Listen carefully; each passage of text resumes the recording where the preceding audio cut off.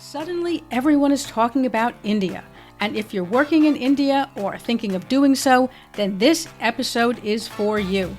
After years of being in the shadows of China, Vietnam, Bangladesh, and other sourcing nations, India is finally taking center stage. India has always had the right stuff, a huge population, domestic cotton, a strong textile sector for yarns and fabrics, and of course, a legacy in apparel manufacturing.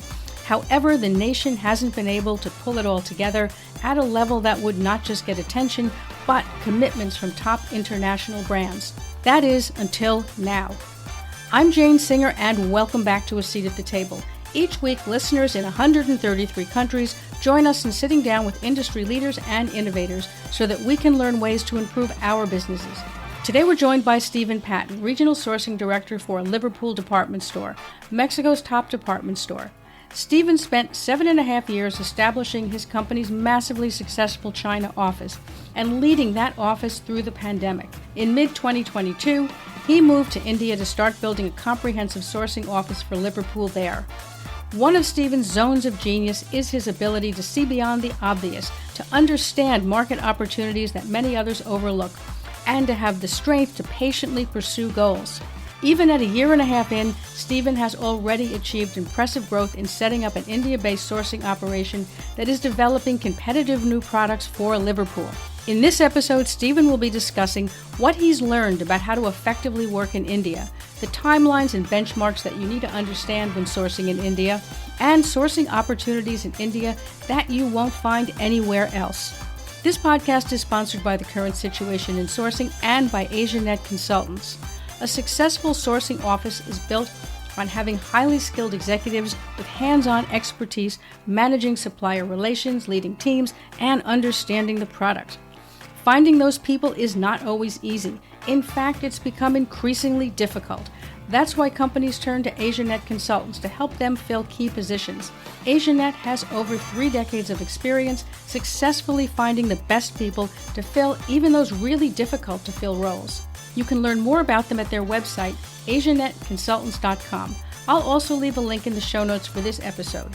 When global sourcing directors want a sharp view of their Asian supply chains, they turn to Current Situation in Sourcing. It's a 6-page quarterly snapshot that highlights essential shifts, alerts, and opportunities, along with feedback about how other sourcing executives are reacting to the market. To learn more about the current situation and to access the latest report, use the link in the show notes for this episode. There's so much to unpack here, so let's get started. Stephen, thank you so much for joining us here on A Seat at the Table. I am very excited to have you on the show. I think what you're talking about is very interesting to our audience. A lot of eyes are on India, and very few people outside of India really understand the developments in the market, and particularly some of the developments from the supply chain and sourcing side. I'm really looking towards what you have to say and some of the light that you can shed on what's happening. It's fantastic to be back. I think I was very fortunate to be one of the early guests of the podcast, and it's fantastic to be back after all of the success that you and the team have had on this very, very important media for sharing ideas. And I've been a fan of the podcast and everyone there. So thank you for setting this up. And we hope, I hope I can bring an interesting episode to all of the listeners. Well, thank you so much, Stephen. And I'm very excited to hear what you have to say. The last time you were on the show, wow, you had so many fabulous insights, but a lot has changed. Certainly the industry in India has changed and the sourcing environment has changed. So perhaps we could start by your sharing what you see happening, sort of starting with more of a macro view of what you see happening within India. Sure. So just for a little bit of context for our listeners, I was based in China for 7.5 years. We lived through the very beginning of the pandemic, stationed in China. I never left. So we saw that 2020 to 2022. And then I moved to India in summer of 22. So I've been here for a year and a half. I have been coordinating the regions. So we used to coordinate India, Pakistan, Bangladesh, and Sri Lanka. From there, then we individualized it because of the growth potential in 2018, 2019, and it became its own entity with just cause. So, with that having said, there's no way to understand any country unless you are boots on the ground, and you have to be here to understand it. I used to be part of those sourcing personnel or supply chain specialists, so to speak, that would come into India maybe 6 times a year for a week at a time, or 3 times a year for 2 or 3 weeks, and you would go to the fairs, tour the factories, you would see your productions, maybe see that shipping lines, etc., and then you would sail out, and it would be business as usual or back to normal. When you actually have that possibility to be and live and get the daily life out of everything, you start to understand those particularities. And having that background of coming from Mexico, living in China, and now having in India, I see similarities of all of the countries kind of put together. And I try to establish like a timeline, like maybe this would be like Mexico in the 80s, or maybe it would be China 2002. And I start to see some similarities in some of the behaviors on the industry sector. I think primarily there's a lot of industries, for example, that are not as flashy, so to speak, that they don't make the headlines, but the amount of power that India has on almost every industrial sector is massive. So it's not only textile, the amount of cotton that India plants is massive. Like without Indian cotton, the price of cotton would go through the roof. So they're instrumental. So maybe the output is not that elevated, but with improved practices and with better water treatment techniques and policies, and all of these new environmental policies are coming into place, they're elevating the output that you'll ultimately have. So you're starting to see some of these shifts of saying, well, we have all of this power, which is the space and the people, the talent, the knowledge, and the resources to make things happen, but they're too thinly spread. So if we don't start to optimize some of that, there is not enough to go around in order to create a structured industry behind it. So contrary maybe to what we have seen in, for example, Vietnam built the infrastructure first and then kind of filled the capacity plans in all of these new parks and facilities. India was already here, and all of a sudden there was this factory, and then they kind of leveled out and they built a bigger factory, and then they extended the factory, and they're sewing the sewing floors on the third floor. We're moving it to the fourth floor, and we're extending the packing. So it's almost like building New York when New York was already built versus building Shanghai when there was there. So you get to choose where the roads go. No, so I think in some cases, a little bit of what's happening here is there was already blocks of India all over the place that were doing small handicrafts, and it's industrializing some of those processes without blurring out or without erasing that handwriting that India has. No, there's some industries where you would see it become a competitor in the mechanized sector, which is impressive and astonishing what they can do. But it also speaks to that point of it's very identifiable what India does. When you go to the sales floor where you see a collection, you can see this has that Indian handwriting. It has that detail. It has that care. It has that workmanship that just feels South Asian, and maybe it's not Indian per se, but you would see that influence. It can maybe be a factory in the region, but you would see that it would have that predominance of care and hand stitched or hand finished and very, very careful interpretation of some of that collection. So I think initially transferring here and being able to build a team, it's one of those very interesting challenges, because you come in with a set of ideas into an environment that you think is very familiar, and you figure out that not everything that used to works here. So you have to shave off some things, and you have to kind of place it also in the timeline of saying, well, I can't go at 100 RPMs just now. I need to be able to infuse the company culture. I need to bring in the standards. I need to work and collaborate and develop my vendor base. They need to understand who I am as a customer, because Liverpool has that legacy brand in Mexico, and it means something for Mexico. But when you come here, I'm just another customer at the moment that is starting to place orders.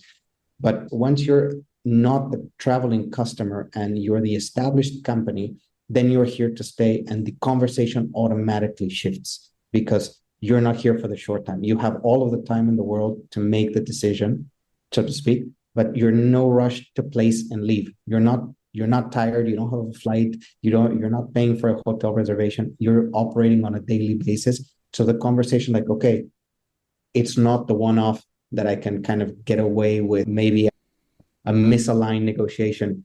I need to make sure that Steven and his team or the Liverpool family comes back consistently, and that I can become a strategic partner for a new business that is setting up their operations here. So you end up setting up maybe initially 6 to 8 very good factories where you start with your vendor development, and that will create maybe your 50-60% base. And then you start building on top of that. Once you have maybe a 10 to 15 factory base that is covering maybe 80 to 90% of your business, then you can start building on top of that, and you can work on improvement projects, and you can do complements, etc. But I think if you try to rush too fast, particularly here, it's going to collapse because the timings of the needs and the manufacturing process are not as mechanized as you would say. Well, if you've done it in China, you can do it in India. And I was going to start actually with there's a very famous saying in Mexico, which is aquí en China, which translates to say like here and in China, and it attributes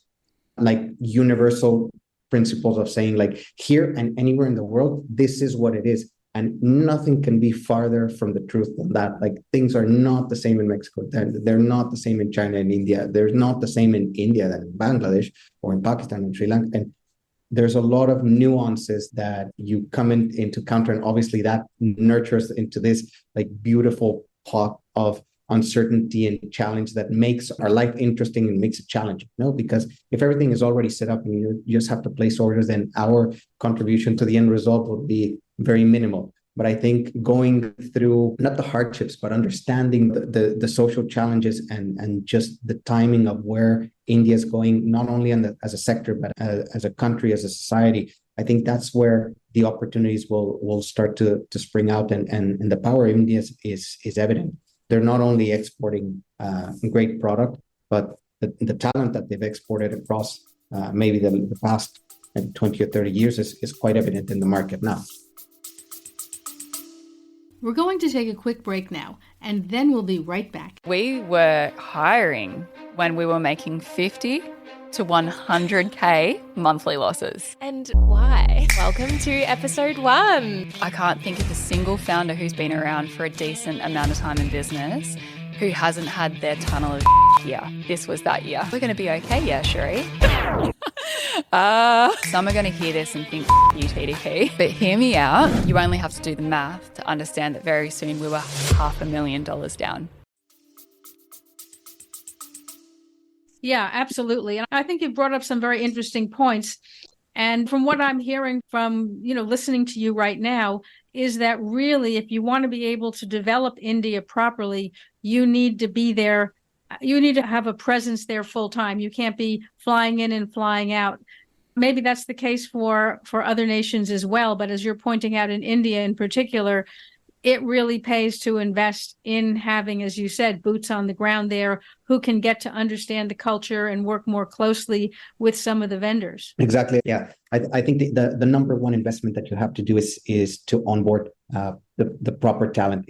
I must have gone through maybe 100 or 120 profiles. I interviewed and I spoke to everyone. I wanted to understand and know what everyone's priorities were. If they were after an improved paycheck, if they were here to make a difference, are they focused on sustainability? Are they talented in production management? Or is the merchandiser more aligned with a design? Are they more focused on pattern? Did they used to work at the factory level? Do they understand? Or do they have an issue with traveling? Are they recently married? Because obviously the social structure of newly married women is different than if you're a young single man, etc. So all of those particularities have put together a very interesting team, and it's filled with strong personalities. Like the team that surrounds me they don't speak on my behalf; they speak on behalf of the company. So you also have to be very careful of how that narrative goes through, because everything that you used to believe needs to be aligned with what the company stands for. And when you're having to set up a new structure, it has to live up to the expectation. No? If you overpromise volumes and commitment, etc., there's only so much you're going to be able to push out that commitment before a good factory becomes uninterested. So you have to say, this is who I am. These are my quantities. This is the size of my business. The market currently it's not a standstill. No, there's traction behind the market, but we have to be very responsible.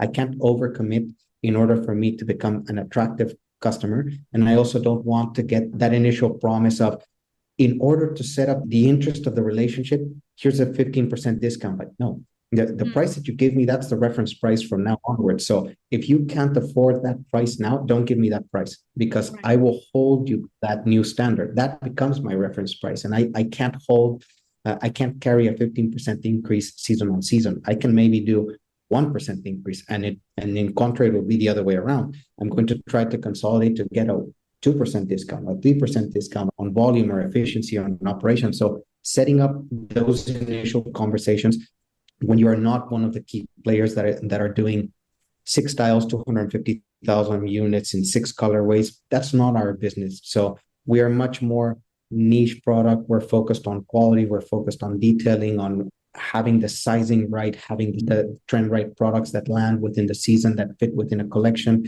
Because even though we have a very strong e-commerce presence, the behavior in Mexico is trending that way. But we still do 80 or 85% of our sales in our physical store. So the physical store is still our landmark, no? So people enjoy coming to the stores as part of the experience and the appropriation of touching new fabric. And particularly with what you do in India, there's a lot of contrast and there's a lot of touch involved in the type of product that you can get out. And it's not only in apparel, it comes with solid wood furniture, it comes with home decorations, it comes with the glassware, with the cut glass, it can come with the difference in ceramics, the metalware. So a lot of the items that you can do, it changes the way that it can look in a picture and how you can touch it in a sales floor. So we have to be very conscious of saying, this is the size of our business. It's going to grow, but we need to be responsible in how we create that growth so that there's a business for us, not in 2 years. As it's the same as opening a store. Like there's no profit in opening and closing a store that doesn't work. It's the same with an office. Like if you're going through the investment, you have to be patient, but it also has to yield results in a certain amount of time. So if we take, for example, into consideration what happened in the first sourcing office to the second one, the timeless just shrank to about 30%. So we have to take that business experience and say, from 100% that it took to get to this level, well, what is the total size of this? Okay, we need to do that in 4 years. So 8 years has to be our learning curve, and we have to implement all of these processes. So you have 4 years. It doesn't have to be ready on year 4, but it has to be ready by year 4. So you have to putting in place, and that comes initially, to your point, from creating a team that will not only join you, but they have to teach you as well many of the roads of how to navigate the local social structure in order to get the results that you want. You can only know and do so much. So you rely quite substantially in the knowledge and the openness of the teams. I think that's really important, and to understand the local culture, to understand the people, to understand, like you say, the nuances of what matters to people so that you can more effectively communicate. And then that, of course, comes through in everything in terms of product quality, in terms of efficiency, in terms of problem solving. Now, when you look at India, and you having, been based in China for such a long time and having really built that buying office up, basically on your own and created something that was massively successful, even throughout some of the more challenging years. What would you say then is the difference, some of the bigger differences that you've found between working in China versus working in India? I think one of the strongest differences that is noticeable is the belief system. So it's very drawn, and the calendar, there's no way you can interfere with that.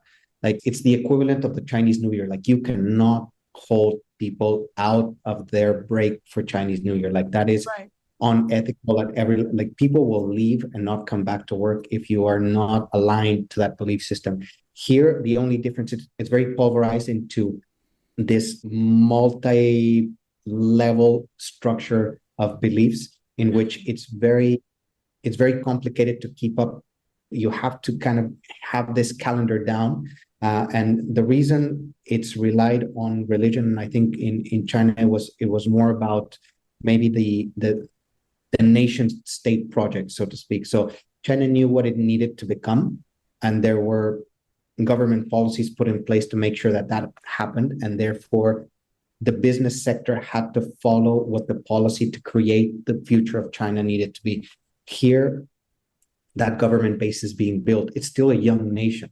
Right. It's just democratizing a lot of the processes. The states still have certain type of autonomy. Prime Minister Modi is trying to do a lot of the changes, and that restructuring is coming with some growing pains. And so there's historical companies that are having to migrate into new processes. So having an up and coming or developing social or government in a new state that is of that massive size requires some sense of control. In this case, I think in China it was more of the government mandate kept everyone on the same path, and here it's a little bit more dispersed. So here I think religion is a mandate, and in China it was more of a government-centered vision of what the country should become.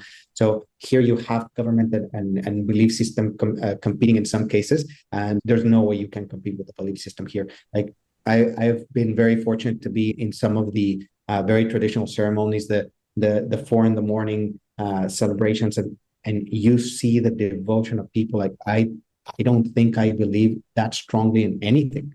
Right. And I was overtaken by a sensation of saying, it's incredible to see the passion in which all of the community just comes together to celebrate something so astronomically. So I know I went a little bit off topic on this, but it just the perception of the belief system is just so true there that if you try to break that, it's not going to work. You have to work within that system. To that point, it does change the production calendar. So the impact of that is that we, for example, have become accustomed to saying, well, we need to ship everything out because Chinese New Year is coming. So the cyclicity of inventory runs in this nature. It only works when you come here. Chinese New Year or Lunar New Year means nothing here. There's another festivity, which is Holi, which is more or less around the same time, but it's not really aligned. So the inventory planning and the production planning that you would have in North Asia would not be the same that or in APAC. It's not the same that you would have here. Here you have the Hindu holidays or festivities, and you have a lot of them of the Muslim festivities as well. So you have to balance those out because you have some breaks that are not typically evident in a traditional sourcing calendar. With it, say if you're reliant on China, then and you work to align your buying process and your shipping process and your manufacturing process to the Chinese calendar. When you're here, you have to adapt the way that things are placed, the way that things are managed. So you have to start kind of branching out and piecing together, saying you need to be a little bit more focused and more well-versed on the nature of how things will work in the South. It does change a little bit, and you do have this variation of maybe about a month in programming and processing. Right. I think that's a good point because you're right. You don't really think about it. We're really so attuned to, of course, the Western calendar. And then, like you say, Chinese New Year, because we've all been sourcing in North Asia or Southeast Asia for such a long time that we tend to forget that if you are going to put a lot of your production in India, you need to be aware of things like that. As you say, something basic like the calendar, but also understanding what matters to your staff, as you're pointing out, what's really meaningful to them so that you're not trying to oppose what worked elsewhere. Exactly. I think the one of the first things that when you start speaking to the team and you share with them, this is what we stand for. Product is product, and we will figure out what we will be able to extract in a responsible sense from India so that we can create a market for that. And one of the things that we have focused on is not really on substitution, but saying, what is the interpretation of India for what you're trying to do? So there's an Indian Christmas, but there's also a Nordic Christmas with Indian materials that has a very precise design line that you would say, that's actually it's a Nordic trend. It's just made with Indian finishing that make a completely new product, and that's not available in the store. So we have to focus on issuing those types of very differentiated products and not trying to say, well, let's pull this from Vietnam now into India because we have a holiday. Like in most cases, those production lines or those strategies are short-lived. You can maybe get away with it for a couple of months or maybe a couple of seasons, but eventually it kind of doesn't it doesn't make long-term sense in many cases to look at India as a substitute. You need to understand it as a complement to the sourcing strategy. And it's almost like you need to let every location be strong in what it is and not ask something of it that it will be very difficult for them to yield substantially or consistently at the level that is needed to be able to create that category. Now, if the sector moves into that direction, for example, which is the case of Central and South India, which is going into the polyester and man-made fabrics, all of that nature is starting, all of that industry is starting to come up, and they're starting to do it very well. Now, can it compete with maybe the sports apparel that you would see maybe out of northern Vietnam or central South China? It's very difficult. It's not there yet. Will it get there? Most likely, because if you control the fabric and the initial supply, and you can create your own yarns and you can have that quality standard, then you can build the infrastructure around it in order just to translate that into a finished product. But that's still going to be maybe 5 to 7 years out, in which you can have a suitable destination to say, well, this is where we can now do this type of sports apparel. Right. I think it's interesting to watch how India is developing. And, like you said, the nation has started out being very niche in terms of what they produce, the way they produce it. And yet now they also want to meet that global demand for some of the other products. So in a sense, if I'm understanding you correctly, they're moving into some of these products, but they're bringing some of their legacy, some of their heritage signature to those products, which actually benefits the brand, right? Because it's giving you something a bit more special, a bit more creative. Exactly. And I think that comes paired with a growing internal market. So with the expansion and with all of these new infrastructure projects, and there's a shift in how that middle class is being built. So as that middle class starts to be built, then you start to see these tier 5 and tier 4 cities become tier 4 and tier 3 cities. The tier 3 cities become tier 2 cities. You also have these population dispersion of a tier 2 city has 12 million people, 15 million people. That's a tier 1 city in market cap in Mexico. So when you start to see that just that top echelon of the pyramid is the size of the US market, when you start to pulverize and you say, well, not all of them in India. No, some of them are in Dubai, some of them are in the UK, some of them are in Canada and the US, Australia. So some of them are not based here, but that middle class, which is being built now, is starting to have that available income or disposable income. So there's a lot of new investment going into servicing a growing, demanding population. So with that strength, what you have is more available, more fabric availability. You have industries that are focused on that. So you can get much more of what it used to be very complicated. You used to have higher volumes. Now you have these never out of stock programs. You have core constructions, which are used not only for ethnic wear, but if it's the same yarn, or you would do a synthetic of satin or polyester for a sari, but that same yarn can be used into women's dresses. But because of the way that it is built, there's government incentives of using those yarns or those fabrics in the industry.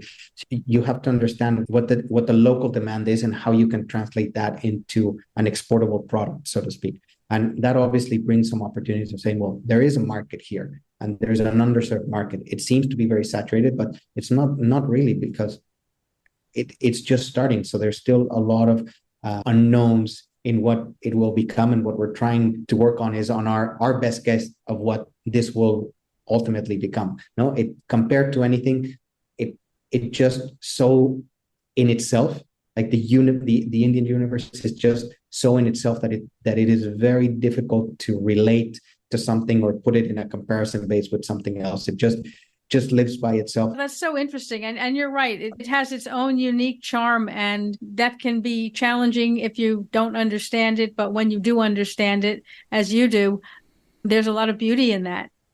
Now, as someone who's worked throughout the region and understands so many of the different countries, when you came to India, and if you were advising someone who was opening up an operation in India, a sourcing operation, what would you point out to people as some of the things that are frustrating, particularly to someone who's new to working in the country? And how do you work around that? How do you manage?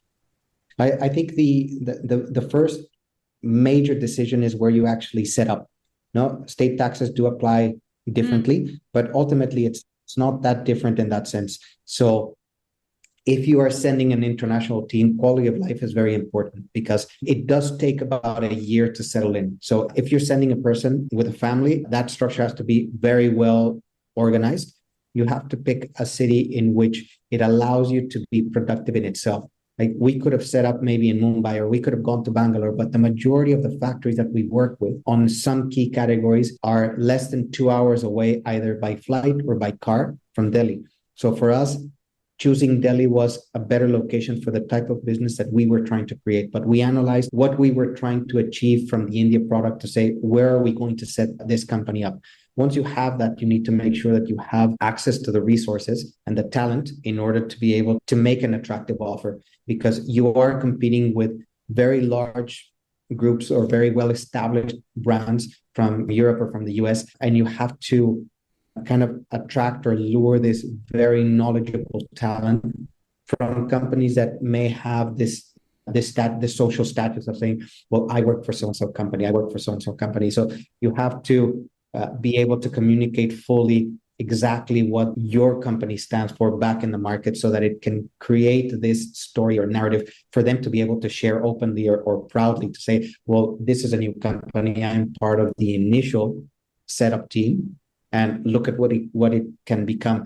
It may not be the UK, but look at what this represents for Mexico. So being able to give them those kind of nuggets of depth and understanding of what the company means for the market that it serves makes it much easier to attract a certain level of talent.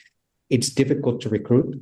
So you do need some help on some key positions. Obviously, internal network or personal network always comes in handy. There are some recruiting companies that are specialized by industry, which can help you at least with a broad base to understand what the talent level is. English is a challenge. Not all of the accents are the same. So north versus west versus south is a little bit different.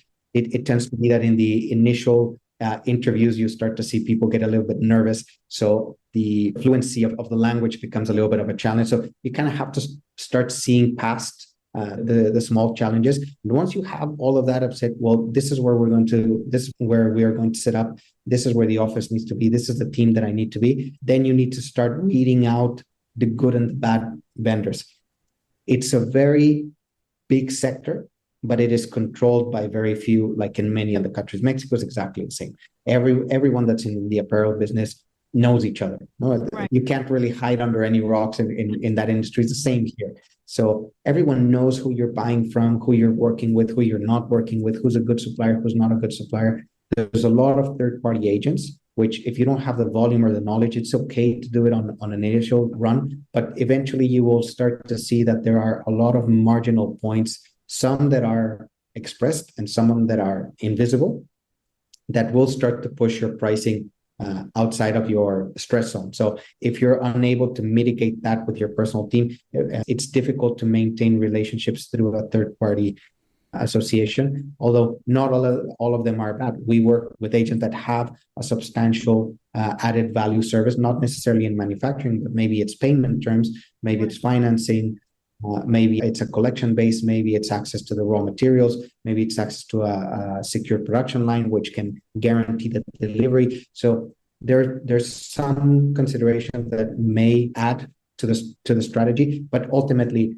you're here to be able to connect direct to suppliers and manufacturers. So you have to get out there. You have to travel. You have to do the legwork. You have to take the early flights and you have to go to the factories, which are 2 hours away. And all of a sudden you see a beautiful facility with water treatment plants and fabulous hand feels and finishes. Like, it's full of surprises. And the good thing is you have to be very open to a lot of experiences, because where these factories are being set up, it's surrounded by culture. It's surrounded by beauty. The people are incredibly warm. So you do have to have thick skin to kind of live through that, because it's just an adaptation process. But if you're in a good spot and you surround yourself with a good team, you're going to attract good suppliers that are going to be there for the long run, and you're going to have a sustained and a stable business going forward. So I think first I would choose very wisely where you are set up so that the travel's logical, because if not, you're going to be out of home for the majority. India is very, very wide. In the map, it kind of looks there and you say, look, if it's a short flight, it's a 3.5 or 4 hour flight from end to end. So you can spend a lot of time traveling if you're not that careful. The team needs to follow, they need to understand the company values. And once you have that, you can surround yourself with people that can help you build this initial stage and then phase out into more direct contact and then use your own network in order to expand and make sure that you find these optimal levels of operation. And it's going to take, to be honest, 18 to 24 months to be able to set up the way that in your mind you initially had it. That takes 18 to 24 months for sure. Well, it's good that you brought up that timeline, because I think that if people go into something understanding what the timeline is like, they're better prepared to cope with it than going in thinking you can get things done right away and then being frustrated that nothing's moving as fast as you want or in the direction that you want. And I think it's good. It's good that you brought that up. Yes, I think once you commit to a sourcing strategy or a supply chain shift, it has to be a long-term commitment. You need to be a patient investor, so to speak, of saying, well, the first year we're going to have to set up. But if we are, to give you maybe a broad example, by auditing our operational processes in the first 6 months, we were able to bring down on average between 25 to 30% on our sourcing base cost of current products that were being shipped out in the next 3 quarters. Wow. So we didn't change absolutely anything. We just did the way that production programs were aligned. We consolidate some of the programs. We're spread too thin with very similar products. We're going to move this into this factory, into this facility. We packaged things in a little bit of a different way. We consolidated logistics. We improved our quality procedures in order to have less iterations on getting to finished products. So we did minor operational adjustments that would not spark any conversation of friction between teams, because the last thing you want to do is to compromise the operation or the end result. An order placed is an order delivered, and it has to be within the plan. So you have to walk in and say, well, this is existing. I'm not here to change anything. I'm here to observe, to learn. I'm here to mitigate, but we have an improvement here, here, here, and here. So you can have these small wins across the first 6 months, which is first observe, learn, consolidate, and then you start to implement, and then you start to build on top of that and start to expand slowly. So you start to see results maybe after about the 6 to 9 months. And then 9 to 18, that's when you would really start the traction of saying, well, now we're going on last year's numbers versus this year's numbers. So how do we make an improvement? How do we take that to the next level so that we don't have to correct assignments or allocations from the past, so that we can put that in the pipeline, what that represents? And we've seen the results on the distribution, on allocation, on consolidation. And then you have to start working with factories' capacities, because in nature, you will not hear no for an answer. Everything is possible and everything is going to be done, but not everything is going to be possible and not everything is going to be done. So if you are not very familiar with how your factories are set up, how many sewing lines do they have? What is the sampling capacity? How are they procuring their fabrics? If it's going to be the rainy season, are you going to print? Is it going to be damp? Is it going to be warm? There's a lot of considerations on that. If you're not fully in control of the capacities of the factories, you're going to run into some problems. You're going to over leverage your positions in some of them, because I have a good factory, just double the units and let's make them a better manufacturer. You can collapse a very good supplier and make them a bad one just by not understanding what their true capabilities are in the short term. You can achieve that, but you have to be a little bit more progressive in how you reach those levels so that you don't jeopardize the result there. That's such a good point. I think that you're right. People need to stop and take the time and really understand their supplier, how they work, what their capabilities are, instead of going in and, you know what I mean, sort of like a bull in a china shop and just trying to use brute force to get them to do what you want, the way you want, and on the timeline you want. So I'm very glad you brought that up. Now, just one last question. We've discussed a lot of the different aspects of sourcing in India. What would you say, if you're looking at India compared with other sourcing nations in Asia, what's India's superpower? I think the ability to create small, distinctive details on categories that you believe are already solved. So I'll give you an example. When you're talking about t-shirts, it's a two-part response. One, India is not what everyone thinks it is. Okay. And two, there's a lot of additional things that you can get out of India, but it's very particular what they are very talented. So when you start to see, well, India is more handmade and it has its beading and it has its details and you have the crochets and you have the eyelets.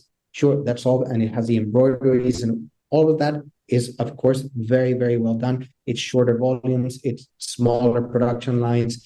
It's quicker turnarounds. If you have the fabrics and if you have the patterns, you can get very agile manufacturing there. So if your business is developing, India is a good destination because you will be able to have that MOQ issue reduced substantially than what you would find or which is unaccessible, for example, in Bangladesh or Vietnam. Those production lines are set up for 2, 3, 4, 5,000 units. Here you can get the 200, the 300, the 500 pieces. You can get that up and running in a relatively short period of time. You just have to do some procurement issues and you will be able to get that business done, and depends on the category. But speaking typically on apparel, you can get those 300 to 500 pieces done in many regions. You just have to have stable control because the factories are set up to do that. Now, not all factories are in compliance to what every brand is expecting the factories to be under. So you can get some product done, but you also have to be very responsible of where and how you get it done. Here you can still see a lot of contracted, unregistered factories that if you're not careful, you will start to see your product going in places that are maybe not up to the standard yet, and they're working on it. So if they're part of a vendor development program, that's fantastic. But if it's just helping a more established or a larger factory that didn't have capacity, you have to be in touch with that. Ultimately, it's your company's label that's going on the product. So you have to be responsible. You have to be very much on site. Now, India is very, very, very good with hand feel, with finishings, anything that has to have that added value of saying, I'm willing to not necessarily pay. It's just a matter of that's their specialty. So a lot of the artisan work is very well done, and that's now being translated into more of mechanical operations. So the machines, the looms, the type of care and the design lines is very finite. So it's very evident if you go to a sales floor, you can say that is made in India by the way that you can see the stitching pattern here, by the types of the embroideries, this type of product. You may take the label and it can say made in China, or made in Turkey, or made in Spain, made in Mexico. It can say, but when you look at it, like this could have been made better or easier or with a bit better finishing in India because they're particularly careful on finishing and detail. So I think finishing and detail is one of the main things that you can find here. And the other half of the answer would be India is not what everyone thinks it is. I have been very pleasantly surprised of saying, okay, I was not aware that you could do that product in India. I was not aware that there's this level of quality and execution of finishing. I didn't know that we were doing those fabrics. I didn't know that we had the sewing lines to handle these types of fabrics. So I was very pleasantly surprised, and there is a much wider base of product that can be achieved here that most likely are not included in collections, because typically you would have to either pay a very expensive price because of the number of units you would need somewhere else, or the fabrics are very expensive, so you can only afford to do a small run, or you don't have a big enough market to consume a larger run. So you need those low MOQs with very nice or finished products. So we've actually run into very particular categories. For example, thick gauge knitted sweaters for babies. That is typically a China product. When we've seen it here and you look at the finishing, like, I wasn't aware that this was done here. Maybe it's impeccably finished. And with that, you start to see, well, it's not only that, it's the rompers, the dresses, ladies product, there's men's product, there's bottoms, there's suits, so it's just interpretation of certain categories that I was not maybe looking to target initially. And we've found some pleasant surprises of saying,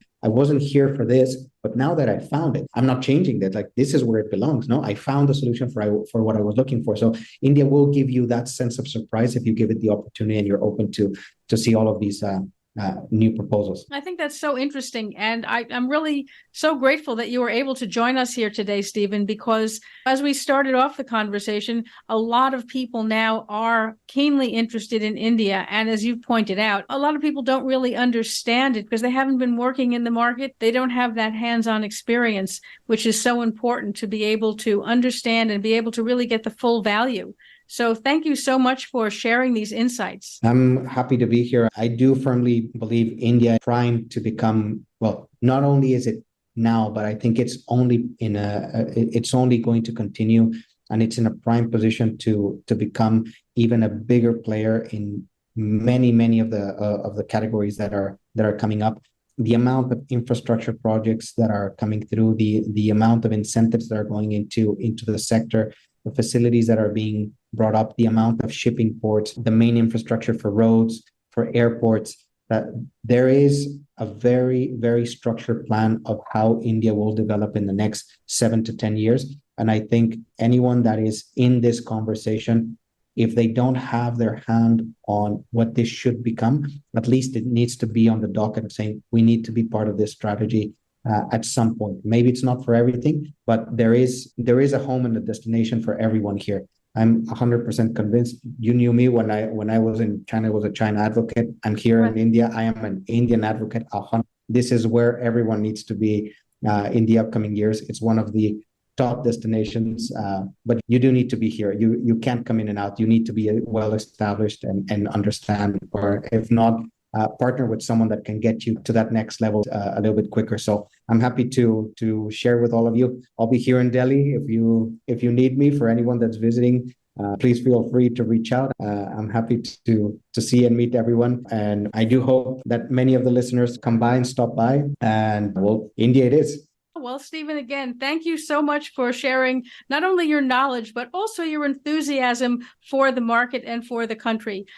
I think anyone listening to this has to feel very excited about India right now. I hope so. We're excited, and we hope we can share this excitement with more of you shortly. Thank you so much. Thank you.